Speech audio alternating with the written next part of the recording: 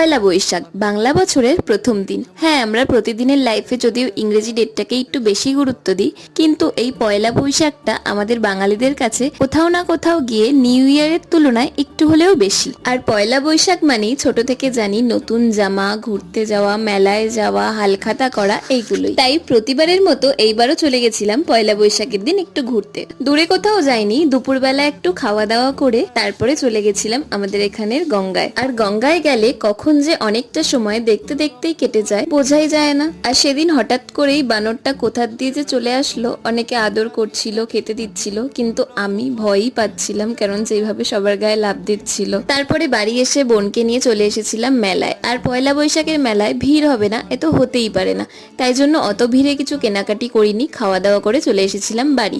তো আজকের ভিডিওটা এইটুকুই। ভালো লাগলে একটা লাইক করে দিও আর চ্যানেলটাকে একটা সাবস্ক্রাইব করে দিও। দেখা হচ্ছে পরের ভিডিওতে, ততক্ষণের জন্য বাই।